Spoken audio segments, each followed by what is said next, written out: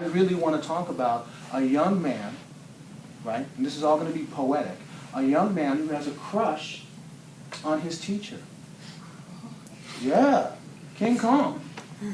She was his teacher, right? Don't we agree? In every story that I know, every iteration of King Kong, she is his teacher, as much as he is hers, but she's really his teacher, right? Even in the latest Hollywood movie, right? She's teaching him so much. But what do you think about that? Now's the time. What do you think about that? Is that something that we dare address? Is this something that happens? Do young people have crushes? I did. I had a crush on my teacher. I remember it. Mrs. Griffiths. Yeah, she was the orchestra teacher. I could see her right now. Oh, long blonde hair.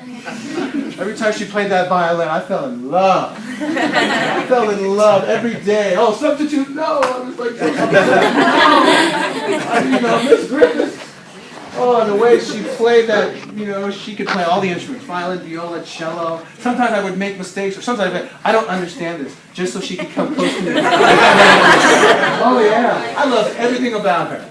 Everything about her. I wrote letters to her that I kept to myself. Yes. Come on. Yes. Did any of you have a crush on a teacher? Yes. Okay. I know. Yes. I remember having a crush on my elementary school teacher. Yes. Oh, I loved her.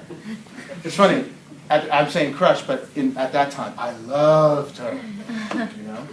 So yeah, I think this is something, to appropriately address. What do you think? Yeah? Okay. And then finally, race relations. What do you think I mean by that? Such a different time now. Race relations. What is race now to you? Does it even matter? That's a good question. Does it matter? Does being black or white or something else matter anymore? Yes. Not really. Not really? Not in my eyes. Not in your eyes? And what about your friends' eyes? They don't see any Right. difference either. Right. I think it does matter because it's a piece of identity. And I mean, I don't think it holds any negative connotation at all, but Right. it definitely is a piece of identity, and I think it does matter in that way. Sure. What do you think? Yes. I would agree with Ella. Who's Ella? Okay, yes. I think it's certainly a part of your identity, and I think that it's something that has negative connotations, just not maybe where we are. And I think that What has negative connotations? that looking at different races has negative connotations, Oh, no I matter see. who you are. Sure. So, in different areas, and I think that we need to bring that to light, but also understand and respect who we are and where we come from and how that has shaped who we are. Sure. Sometimes I think to myself, what if the story of King Kong, what if King Kong was a polar bear? Instead of a gigantic gorilla. What if he was a polar bear? Would it change? You know what I'm getting at?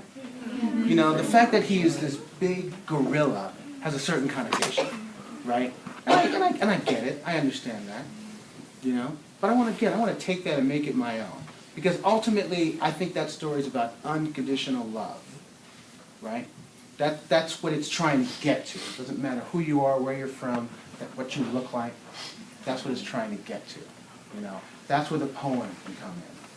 I think I saw. Yes. Yeah, just to kind of expand upon that.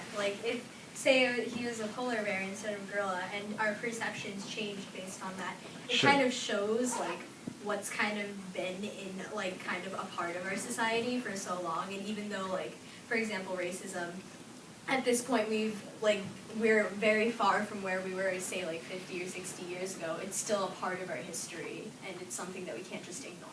Yes. Oh, wow. I agree with you. Amazing. We're out of time, right? Okay, so, listen. I look at you, I see the world I would like to live in. This isn't the world as it is, but this is the world I would like to live in. I have an apartment in Harlem, in New York City. I have a townhouse in Norwood, near Dover, about 30 minutes or so from here. They couldn't be more different, right? They couldn't be more different. And I am oscillating between two different worlds all the time. I have my PhD from the University of Michigan. I hang out on the corner of Harlem. I know when to speak the King's English, and I know when not to. Right? I understand Boston to a point. To a point.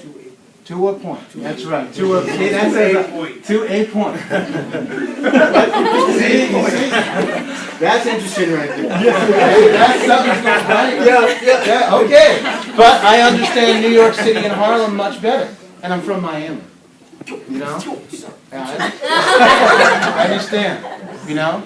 And being right. So, as a composer working with all of you, I want to continue this conversation, and I want to write a piece that can reflect our values. When I look at you singing together, making music together, sometimes in different languages, in different tempos, different effects, that's the world that I want to live in.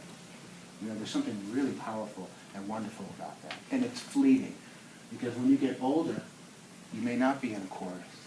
You may be working all the time.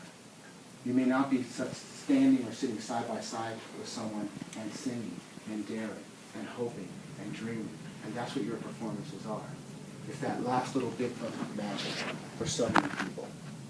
And I think that past the story and past the words, past even the sounds, it's that residue of each one of you. So I want to find a way in this piece, however fleeting, to bring out literally each one of your voices. Maybe there's a moment where we speak the text, you know? Maybe it's as simple as that. I don't know, but I'm going to find out. We're going to find out together, okay? Well, that was my pitch. I hope I sold you. That's it. See you next time.